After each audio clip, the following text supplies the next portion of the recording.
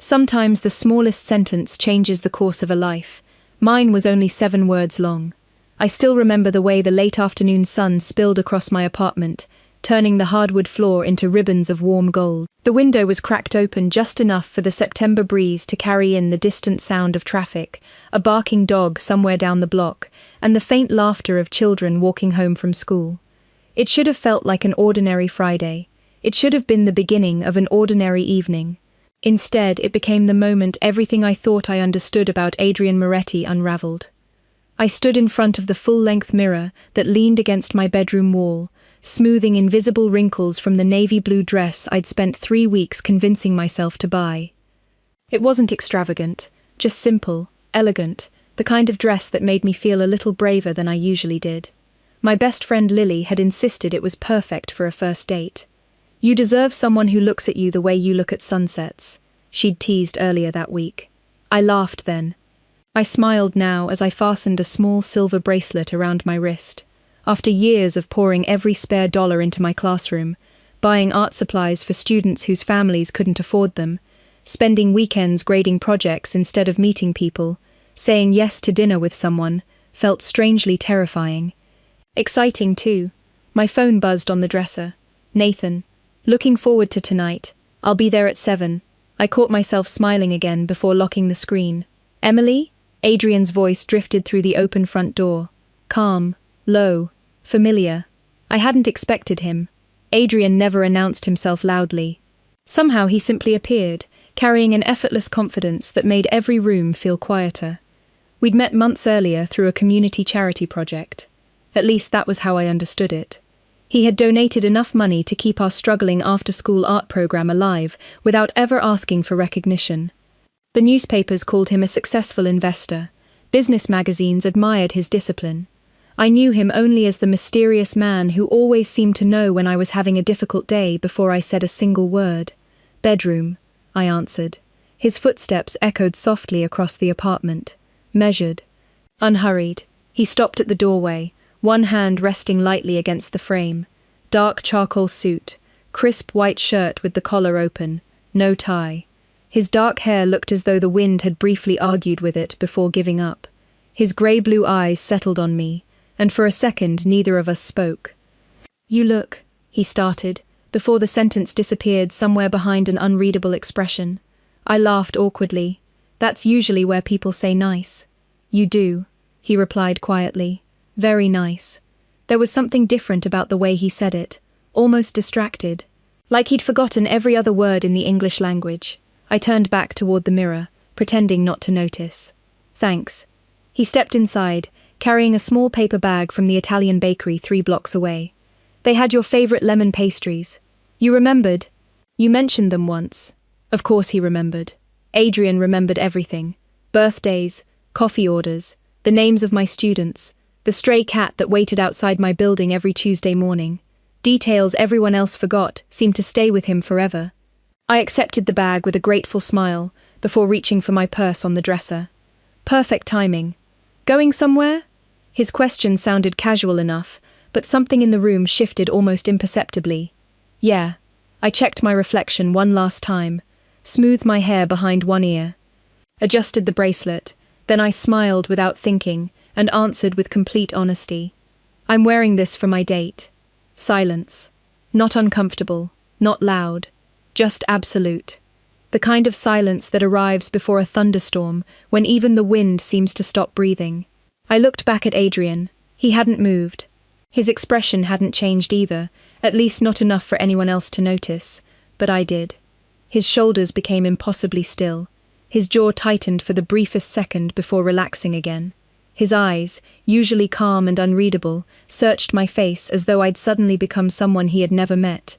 "Your date?" he repeated softly. "First one in a long time," I admitted with a nervous laugh. "Wish me luck." He continued looking at me for one heartbeat, then another. When he finally smiled, it was polite, controlled, almost perfect. "Of course," he said. "Good luck, Emily." But for reasons I couldn't explain until much later, those 4 words felt nothing like a blessing. The front door clicked shut behind me, and I stood in the hallway for several seconds with my hand still resting on the doorknob.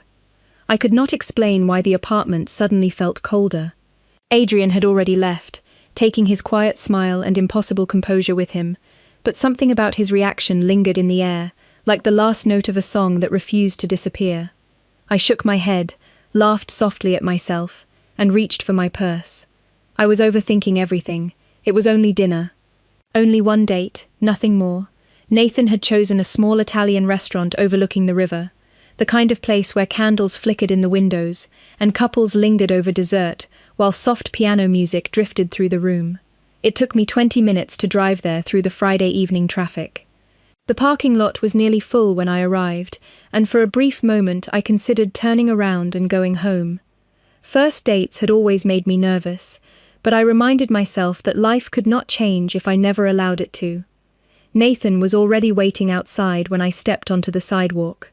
He smiled the moment he saw me.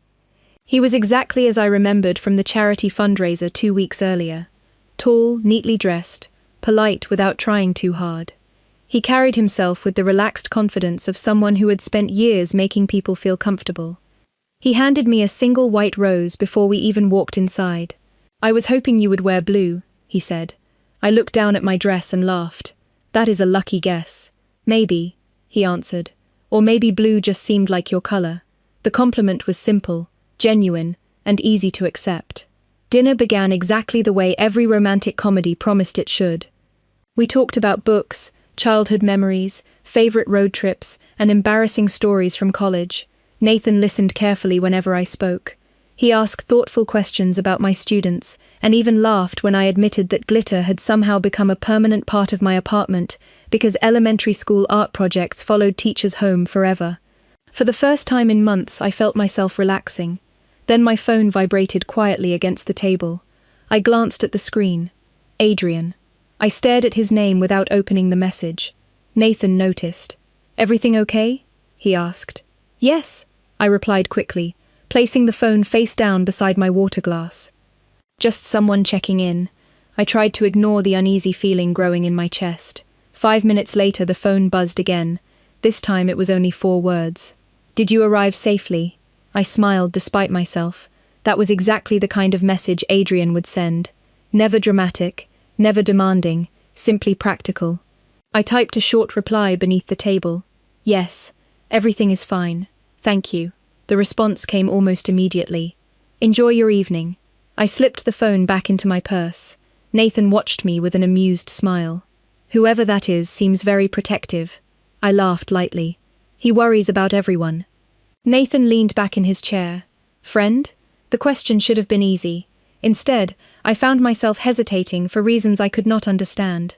"Yes," I finally answered. "A friend." Even as I said the word, Adrian's expression from my apartment flashed through my mind. The silence, the stillness, the careful smile that never quite reached his eyes. Nathan changed the subject, pointing toward the river, where the city lights shimmered across the water like scattered stars. I welcomed the distraction, convincing myself that I had imagined the tension entirely.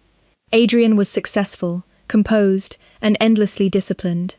Men like him did not lose sleep over someone else's dinner plans. Halfway through the meal, our server returned to refill our glasses. She smiled politely before looking at Nathan. "Congratulations," she said. Nathan blinked. "For what?" "The gentleman who reserved your table mentioned this was a special evening." I frowned. "Reserved?" Nathan looked equally confused. "I made the reservation myself yesterday." The server's smile faltered. "I am sorry. I must have misunderstood." She excused herself and hurried away before either of us could ask another question. Nathan chuckled. "Well, someone definitely knows how to create mystery." I forced a smile, but something inside me quietly tightened, because I knew exactly one man who remembered every detail, anticipated every need, and somehow always arrived one step ahead of everyone else. And for the first time since I had met Adrian Moretti, I began wondering how much of our friendship had really been coincidence. The rest of dinner passed pleasantly enough that I almost convinced myself my imagination had been working overtime. Nathan was thoughtful, without being overwhelming, funny without trying too hard, and kind in all the ordinary ways that made someone easy to like. We shared a slice of tiramisu we definitely did not need, argued playfully about whether New York or Chicago had better pizza, and discovered we had both spent summers volunteering with local youth programs years before we ever met. By the time the check arrived, I caught myself thinking Lily had been right. Maybe saying yes to something new had been exactly what my life needed. Nathan insisted on walking me to my car. The evening air had cooled noticeably, carrying the scent of the river and the distant sound of a ferry horn somewhere beyond the skyline. Strings of lights reflected across the water, while couples wandered along the promenade, laughing quietly beneath the glow of old-fashioned street lamps. It was peaceful, ordinary, safe. "I had a really good time," Nathan said as we reached my car. "So did I. Would you let me take you to dinner again next week?" I smiled. "I think I would like that." His face brightened with genuine relief. "Good. I was hoping you would say yes." We exchanged a brief hug before I climbed into my car. Nothing dramatic, nothing complicated, just the comfortable beginning of what could have become a second date. My phone vibrated before I even started the engine. "Adrian." I hesitated for several seconds before answering. "Hello?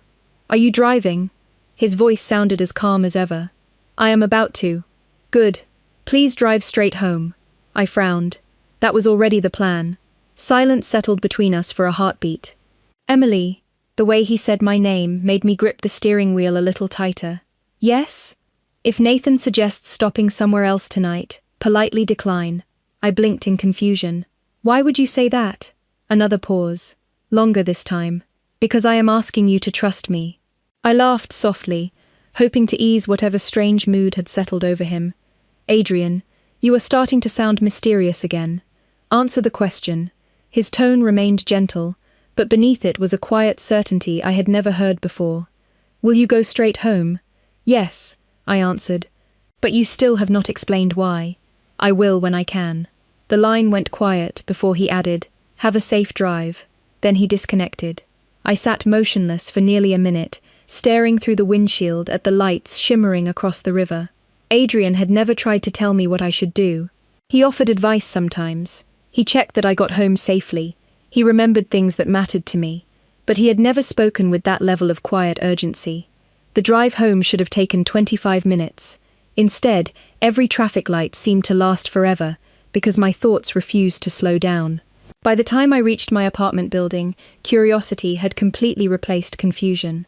I unlocked my front door, kicked off my heels, and poured myself a glass of water before noticing an envelope resting neatly against the inside of my mailbox slot. There was no stamp, no address, only my name, written in elegant handwriting. Emily. Inside was a single folded sheet of paper. It contained nothing except a business card with Nathan's full name printed beneath the logo of an investment consulting firm and a handwritten note across the bottom. "Verify everything before you trust anyone." No signature was necessary.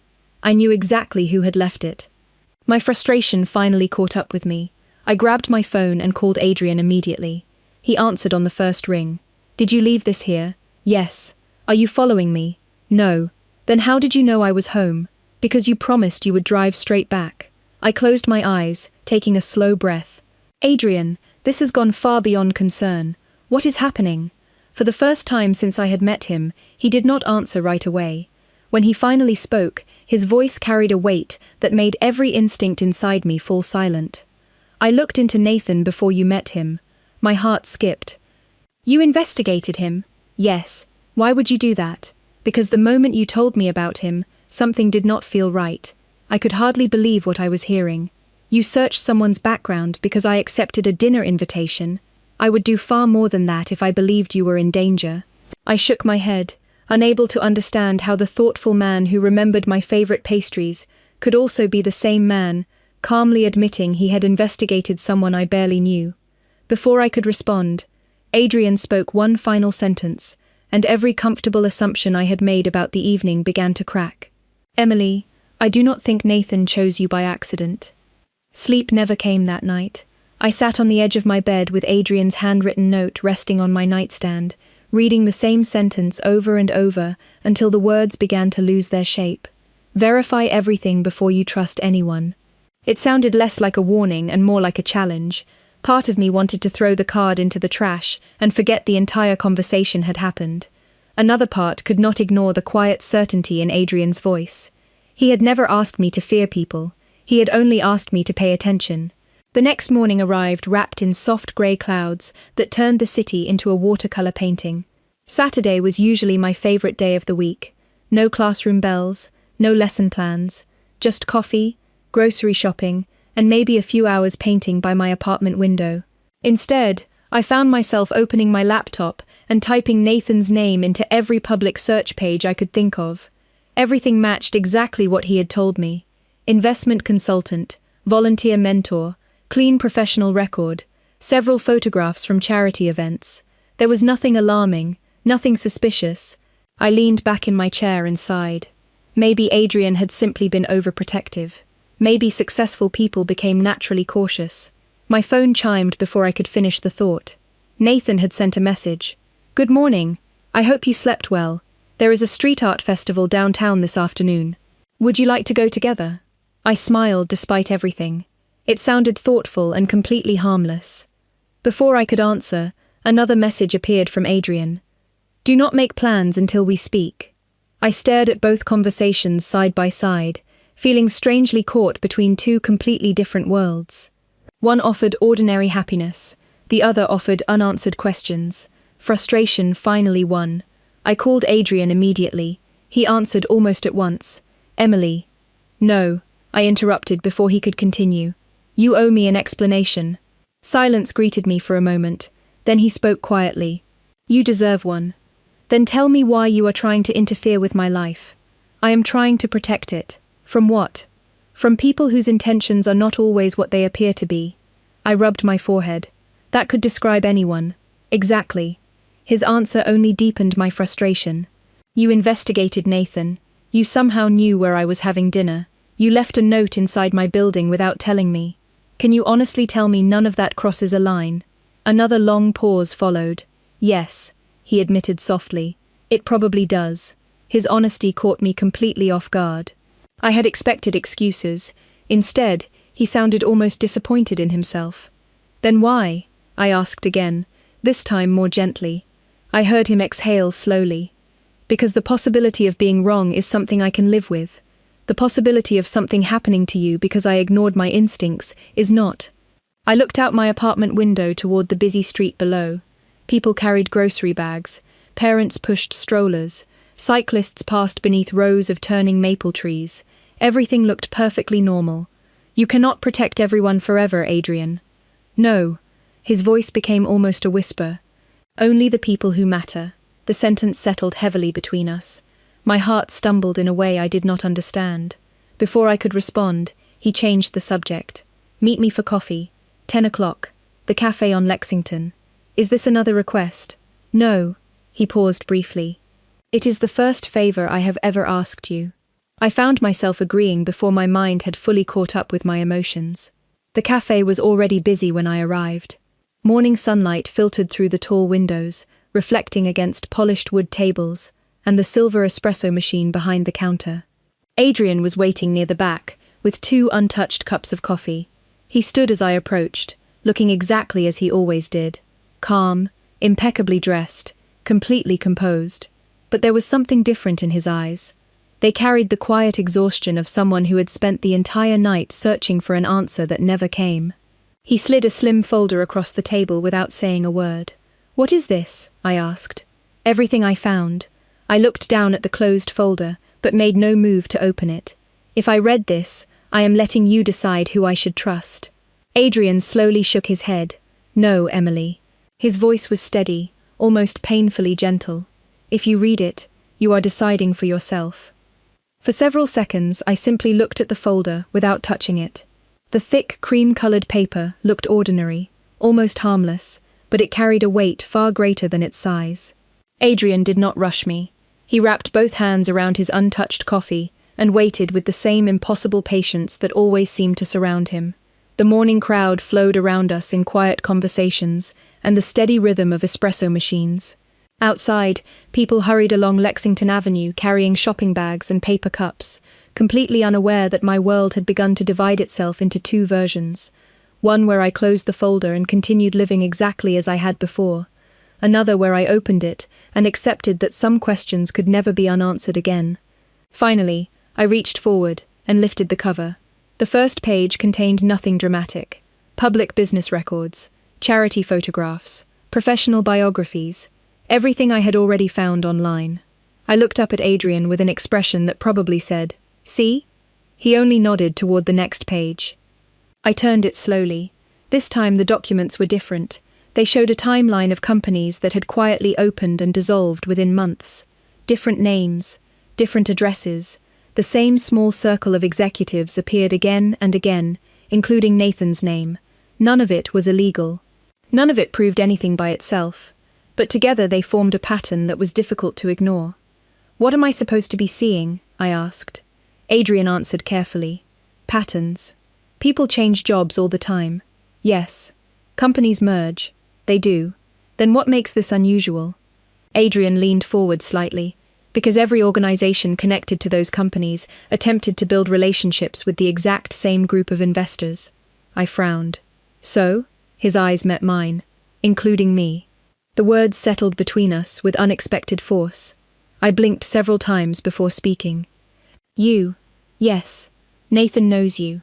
Adrian remained silent for a moment before giving a small nod. "He knows of me." Suddenly, the comfortable distance I had always imagined between my simple life and Adrian's business world disappeared. I remembered the charity gala where Nathan had first introduced himself. Adrian had also attended that evening, although we had spent only a few minutes together before he disappeared into conversations with donors and business leaders. At the time it had seemed completely ordinary. Now I wondered whether that meeting had been ordinary at all. "Are you saying he asked me out because of you?" Adrian looked down at his coffee instead of answering immediately. "I do not know. That is not the same answer you gave me yesterday, because yesterday I was speaking from instinct." He looked back at me with complete honesty. "Today I am speaking only from facts." That answer surprised me more than anything else. He could have exaggerated. He could have insisted he was right. Instead, he admitted uncertainty. Somehow that made me trust him even more. I closed the folder and rested both hands on top of it. "What do you want me to do?" "Nothing you do not choose for yourself." That is not an answer either. A faint smile finally touched the corner of his mouth. "You always insist on complete answers, because life is complicated enough without half of one." His smile disappeared as quickly as it had arrived. "Then here is my complete answer. If you genuinely enjoy spending time with Nathan, I will never ask you to stop seeing him."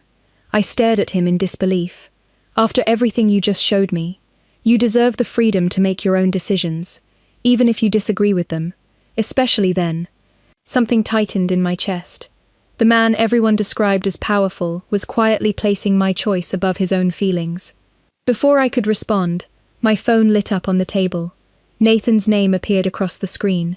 A new message waited beneath it. "I hope your morning is going well. I found tickets for the rooftop sculpture exhibit tonight. I think you would love it." I looked from the message to Adrian. He did not ask who had written. He already knew.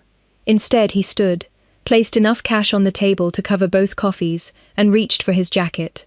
"You are leaving?" I asked. "Yes." "That is all." He nodded once. "I promised myself I would never become another person who tried to control your life, Emily." He paused beside the table before adding in the quietest voice I had ever heard from him. "I only hope that whoever walks beside you values your heart as much as I already do."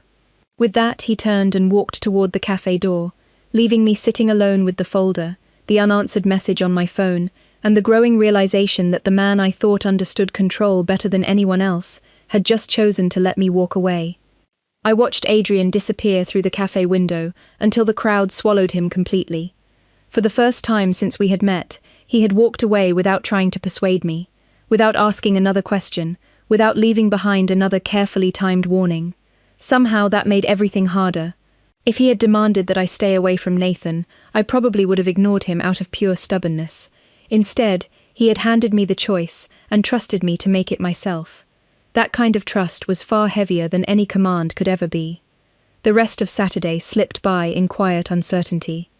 I returned home, graded a stack of student sketches that had been waiting on my dining table for nearly a week, watered the small collection of plants lining my kitchen window, and tried repeatedly to focus on ordinary life. Every few minutes my eyes drifted toward the folder Adrian had left behind. I never opened it again, but I never put it away either. By early evening, my phone reminded me about the rooftop sculpture exhibit Nathan had invited me to attend. I almost cancelled 3 different times, before finally deciding that fear was a terrible reason to walk away from an opportunity. Adrian himself had said the decision belonged to me. If I wanted the truth, I needed to discover it with my own eyes. The museum occupied the top floors of a renovated warehouse overlooking the Hudson River. Modern steel sculptures stood beneath strings of warm lights, while a live jazz trio played softly near the rooftop garden. Visitors wandered slowly between installations, reading small information cards and taking photographs against the sunset. The atmosphere felt peaceful, sophisticated, and completely removed from the strange tension that had followed me since Friday afternoon. Nathan greeted me with the same easy smile he always wore. "I am glad you came," he said. "So am I." We began walking through the exhibit together, stopping to admire enormous abstract pieces that twisted polished metal into shapes somehow both chaotic and graceful. Nathan spoke thoughtfully about architecture and public art. I found myself relaxing again. Perhaps Adrian's instincts had simply been wrong this time. Then little things began to stand out. They were not dramatic enough to alarm anyone else, only small moments that quietly collected in the back of my mind. Nathan seemed unusually interested whenever someone mentioned investment firms sponsoring museum projects. He politely excused himself twice to answer brief phone calls, each time stepping just far enough away that I could not hear his conversation. When he returned, his smile was exactly the same, but his attention drifted more often toward the entrance than toward the artwork around us. I told myself I was imagining it. After all, once someone plants doubt in your mind, every ordinary coincidence begins to look meaningful. We eventually reached the rooftop terrace, where the skyline stretched across the horizon, beneath a sky painted with fading shades of orange and violet. The breeze carried the scent of the river, while city lights slowly awakened below us. Nathan leaned comfortably against the railing. "You know," he said, "I almost did not attend that charity gala a few weeks ago. Really, something told me I should." He smiled. "Funny how one decision changes everything."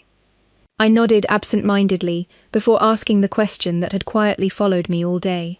"Have you ever met Adrian Moretti?" For the first time since I had known him, Nathan hesitated.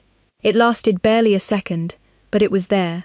"I have seen him at a few events," he answered carefully. "Why?" "No reason." He studied my face with surprising attention. "Did he mention me?" I forced a casual smile. "Not exactly." Nathan looked out across the river before speaking again. "Powerful people have a habit of noticing everyone around them." His words sounded harmless, yet something about the way he chose them made my heart beat slow instead of quicken. It felt rehearsed, deliberate, almost as though he had expected this conversation eventually. Before I could ask another question, the quiet murmur of voices around the terrace changed.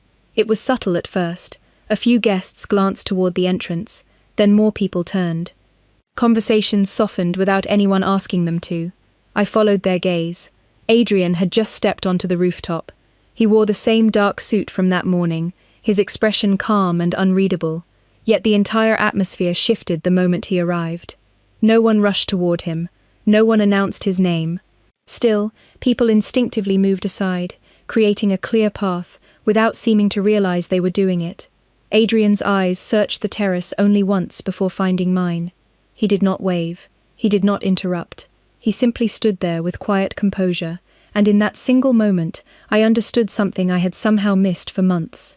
Respect like that was never created overnight. It was earned through a life I knew almost nothing about. And for reasons I still could not explain, Nathan's relaxed smile disappeared the instant he realized Adrian was looking directly at us. For a long moment, neither Adrian nor Nathan moved. They were separated by no more than 30 feet of polished stone and scattered museum guests, yet the distance between them felt immeasurable. I glanced from one to the other, waiting for something dramatic to happen, but nothing did. Adrian simply nodded once in our direction before accepting a handshake from an older gentleman standing nearby. His calmness should have eased my mind. Instead, it unsettled me even more. Nathan let out a quiet breath I almost did not hear. "I did not expect to see him here," he said. "Do you know each other?" I asked. He smiled politely, although it no longer reached his eyes. only professionally. People in finance eventually cross paths. Before I could ask another question, the museum director stepped onto the small stage near the center of the rooftop. A microphone crackled softly as conversations faded into respectful silence. "Good evening, everyone," she began. "Before we continue tonight's exhibition, we would like to recognize one of the anonymous benefactors whose generosity made this expansion possible." A large screen behind her displayed photographs of the renovated galleries, community workshops, and educational programs that would soon welcome thousands of students each year. "Donor has always declined public recognition," she continued with a warm smile. "However, after much persuasion, he agreed to let us thank him in person this evening." I found myself smiling, assuming it would be another well-known philanthropist I had never heard of. Then the director turned toward the entrance. "Mr. Adrian Moretti." Applause spread naturally across the rooftop. Adrian looked almost uncomfortable as he walked toward the stage, offering polite handshakes and quiet smiles to people who greeted him along the way. There was no arrogance in the way he carried himself. If anything, he seemed eager for the attention to end as quickly as possible. "Without his support," the director continued, "our youth art scholarship program would have closed 3 years ago. More than 800 children have participated because he chose to invest in opportunity instead of recognition." 800 children. I stared at Adrian in disbelief. He had never once mentioned any of it. Not during our coffee conversations, not while helping my classroom, not when I thanked him for supporting our local program. He had simply written checks, solved problems, and quietly stepped back into the background. My chest tightened with a strange mixture of admiration and confusion. Who was this man, really? Nathan folded his arms beside me. "He has excellent public relations," he murmured. The comment caught me off guard. "What do you mean?" "Powerful people rarely do anything without expecting something in return." His words lingered in the air long after he finished speaking. I looked back toward Adrian. The museum director handed him a small crystal award, but instead of giving a long speech, he leaned toward the microphone for barely half a minute. "Art gave me hope when I was younger," he said quietly. "If these spaces give even one child the courage to believe in tomorrow, then every dollar was well spent. Thank you for protecting places where imagination still matters." That was all. No stories about himself, no list of accomplishments. He stepped away from the microphone almost immediately, inviting the applause to end as quickly as it had begun. I realized I was smiling without meaning to. Nathan noticed. "You admire him." "I admire people who help others without asking for recognition," I answered honestly. His expression became thoughtful. "Be careful, Emily." "About what?" "People with that much influence know how to earn trust." I turned toward him fully for the first time that evening. "Or maybe they earn it by doing exactly what everyone just applauded." Before Nathan could respond, my phone vibrated softly. A single message appeared from Adrian. "I hope you are enjoying the exhibit. Nothing else. No questions, no instructions, no request for me to come speak with him." Just a simple sentence. I slipped the phone back into my purse without replying. A few minutes later, the exhibit resumed, and guests slowly dispersed among the sculptures once again. Nathan suggested we continue walking, but his easy confidence from earlier had quietly disappeared. He checked his watch more often. He glanced toward Adrian whenever he thought I was not looking. Then, as we reached the final installation overlooking the river, I noticed something that made every conversation from the past 2 days echo inside my mind. Nathan was not watching Adrian with curiosity. He was watching him with careful calculation, and Adrian, despite speaking with half a dozen guests across the terrace, never looked at Nathan even once. Somehow that complete refusal to acknowledge him felt far more significant than any confrontation ever could have been. The ride home was quieter than either of us expected. Nathan drove with both hands resting carefully on the steering wheel, while soft classical music played through the speakers. But the easy conversation from earlier had disappeared somewhere between the rooftop terrace and the city streets below. Every few minutes I caught him glancing toward me, as though trying to decide whether to say something. Finally, he broke the silence. "You seem distracted." I looked out the passenger window at rows of brownstones glowing beneath warm porch lights. "I have just been thinking. About Adrian?" I did not answer immediately. "Partly." Nathan gave a small nod. "He has that effect on people." There was something unusual about the way he said it. Not admiration, not resentment either. More like careful observation. You really know more about him than you admitted, I said quietly. Nathan smiled without looking away from the road. Everyone in certain industries knows who he is. Then why did you hesitate when I first asked? His fingers tightened slightly around the steering wheel before relaxing again. Because I did not want our evening to become a conversation about another man. The answer sounded reasonable, but something inside me remained unsettled. 20 minutes later, he parked outside my apartment building and walked me to the entrance. Thank you for tonight, he said warmly. I still hope there will be another date. I studied his face for a long moment. He looked sincere, kind, patient. Yet ever since Adrian had appeared at the museum, tiny inconsistencies kept replaying in my mind. The carefully chosen words, the delayed answers, the way he had watched Adrian when he believed no one was paying attention. I would like some time, I admitted honestly. Of course. He smiled again, although this time it carried the faintest trace of disappointment. Take all the time you need. After he left, I climbed the stairs to my apartment, instead of taking the elevator. The familiar hallway felt unusually quiet. I unlocked my door, switched on the lights, and immediately noticed another envelope resting neatly on the floor, just inside the entrance. My heartbeat quickened. This time I almost expected Adrian's handwriting. It was there. Simple. Elegant. Only my first name. Emily. I carried the envelope to the kitchen table before opening it. Inside were only 3 items. A folded letter, a printed photograph from the charity gala where Nathan and I had first met, and a newspaper clipping from nearly 4 years earlier. I unfolded the letter first. Emily, if you are reading this, then I have already decided not to interfere any further. Everything inside this envelope comes from public records. Believe it or ignore it. The choice is entirely yours. Adrian. No dramatic warning, no request for trust, only facts. I turned to the photograph. It showed the ballroom exactly as I remembered it. Guests talking beneath crystal chandeliers, volunteers serving drinks. Donors smiling toward the stage. My eyes drifted across the crowded room until they stopped on a familiar figure. Nathan stood near one of the exhibition displays, alone, looking directly toward Adrian, who was speaking with several business leaders across the room. Nathan had not been looking at the artwork. He had been watching Adrian long before he ever introduced himself to me. A chill ran through me. I picked up the newspaper clipping next.